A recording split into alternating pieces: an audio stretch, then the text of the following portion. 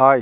ఇప్పుడు తమ్ముళ్ళు చూసే ఉంటారు కదా, నిజంగా తెలంగాణ కానిస్టేబుల్కి వచ్చిన చిక్కులు, వాళ్ళకు వచ్చిన అడ్డంకులు ఎవ్వరికి రావు నాకు తెలిసి. ఎందుకంటే స్టార్ట్ నోటిఫికేషన్ నుంచే ఒక కాంట్రవర్సీ జరుగుతూ ఉంది. ఇట్లా ఫస్ట్ చూసుకుంటే మనం ప్రిలిమ్స్ అప్పుడు చూసుకున్నాం కదా, అందరికి 60 మార్క్స్ అని చెప్పారు. 60 మార్క్స్ తర్వాత నడుస్తూ ఉంది. ఎగ్జామ్స్ అయిపోయిన తర్వాత లేదు, క్వశ్చన్లన్నీ రాంగ్ వచ్చినాయి, ఖచ్చితంగా 4 మార్క్స్ గడపాల్సింది అని చెప్పి వాళ్ళ చాలా తీవ్రంగా నిరసన వ్యక్తం చేశారు. అది కలుపుతామని చెప్పింది, బోర్డు కలిపింది కూడా. తర్వాత మళ్ళీ ఏమైందంటే లేదు, అందరికి ఎట్లా సమానం కలుపుతారు, ఎస్సీ ఎస్టీలకు తక్కువ ఉండాలి కదా మార్క్స్ అని చెప్పి వాళ్ళు ఖచ్చితంగా వాళ్ళకు ఓసీలకు 60 మార్కులు ఉండాలి, బీసీలకు 50 ఉండాలి, ఎస్సీ ఎస్టీ 40 మార్కులు ఉండాలని చెప్పి మళ్ళీ కొట్లాడడం మొదలుపెట్టారు. సరే అని చెప్పి దాన్ని కూడా అంగీకరించి 40కే ఎస్సీ ఎస్టీకి 40 మార్క్స్కు వస్తే క్వాలిఫై, బీసీలకు 50 వస్తే క్వాలిఫై అని చెప్పింది, ఓసీలకు 60 చెప్పింది. అది అయిపోయిన తర్వాత ఈవెంట్కి వచ్చే టైంలో మళ్ళీ అదొక పెద్ద చిక్కుముడి. ఎందుకంటే ఈవెంట్లో హైట్ తగ్గించాలి, హైట్ మరీ ఎక్కువైందని, హైట్ విషయంలో చాలా ఇబ్బంది వచ్చిందని మళ్ళీ వాళ్ళు కొంతమంది నిరసన వ్యక్తం చేశారు. సేమ్ అది అయిపోయిన తర్వాత మళ్ళీ ఎక్కడంటే లాంగ్ జంప్ 4 మీటర్స్ ఉంది, పోయినసారి అంత లేదు, ఈసారి ఖచ్చితంగా తగ్గించాలి అని చెప్పి మళ్ళీ నిరసన వ్యక్తం చేస్తారు. అది కూడా మొత్తం తగ్గుకుంటూ పోయి అది క్లియర్ అయిపోయింది. ఇంకా నెక్స్ట్ ఇయర్కి వచ్చిందంటే మెయిన్స్ సాఫీగా జరిగిపోయింది, అన్న క్వశ్చన్స్ రాంగ్ ఉన్నాయని చెప్పారు. అది పెద్ద పట్టించుకునే విషయం కాదనిపించింది. ఎక్కడ చిక్కు వచ్చిందంటే అప్పటిదాకా కామ్గా ఉన్న వ్యక్తులు వచ్చేసి జీవో 46 పైన లేదు, జీవో ఫస్ట్ రద్దు చేయాలి, ఖచ్చితంగా రద్దు చేస్తేనే అందరికి జాబులు అవుతాయి, దీనివల్ల గ్రామీణ ప్రాంత యువకులు నష్టపోతున్నారు, ఖచ్చితంగా ఇది హైదరాబాద్ వాళ్ళకు, సంగారెడ్డి వాళ్ళకు, ఇంకా రాచకొండ వాళ్ళకి ప్లస్ అవుతుంది, ఖచ్చితంగా తీవ్రంగా దీన్ని ఖండించాలి అని చెప్పి వాళ్ళు మళ్ళీ దాని పట్ల ఒక అభిప్రాయం వ్యక్తం చేసుకుంటూ వాళ్ళు కొట్లాడుతూ ఉన్నారు. ఇది సరే, దాని విధంగా జరుగుతున్న క్రమంలో మళ్ళీ వచ్చి ఇంకో కేసు వచ్చింది, 4 మార్క్స్ కేసు.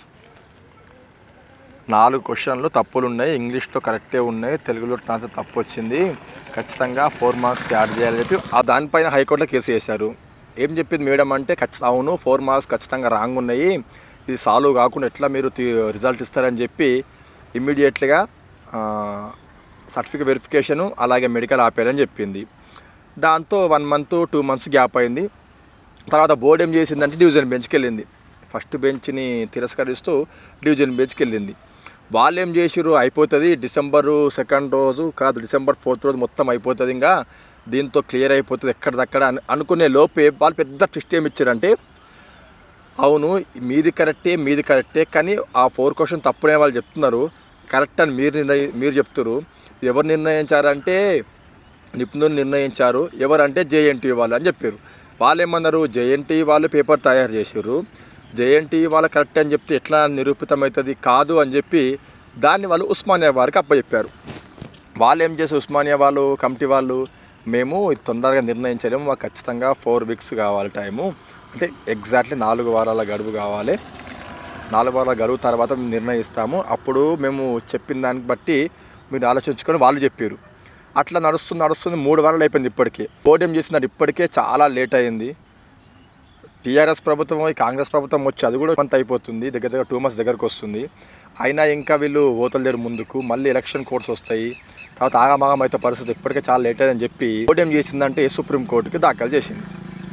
అది ఇంకా సుప్రీంకోర్టులో మన కేసు అయితే రిజిస్టర్ కాలేదు. అది అయిన తర్వాత 1-2 వాయిదాలలో ఖచ్చితంగా మొత్తం క్లియరెన్స్ అయిపోతుంది, వచ్చే మంత్లో ఖచ్చితంగా మేబీ ట్రైనింగ్ వెళ్ళవచ్చు అని చెప్పి పేపర్కి అయితే ఇచ్చారు.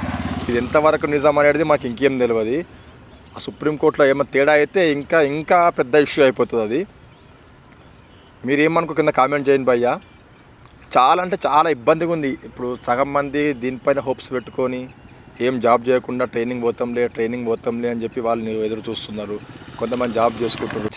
రాని వాళ్ళకంటే ఇప్పుడు జాబ్ వచ్చిన వాళ్ళదే చాలా పరిస్థితి ఘోరం. ఎందుకంటే ప్రతి ఒక్కరు అడుగుతారు, ఎప్పుడు పోతావు నిజంగా జాబ్ వచ్చిందా రాలేదా, ఇంక రోజులు ఉంటావు. దగ్గర 6 తారీఖు అంటే అక్టోబర్, నవంబర్, డిసెంబర్, జనవరి, దగ్గర 4 నెలలు అయింది. ఇప్పటికల్లా సగం ట్రైనింగ్ కూడా అయిపోతుంది.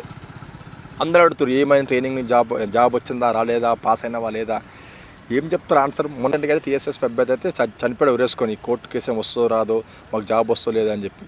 చూద్దాం ఈసారి సుప్రీంకోర్టులో అయినా మనకు ఫేవర్గా వస్తుందేమో కేసు. నేను ఆశిస్తున్నా. మీరు కింద కామెంట్ చేయండి.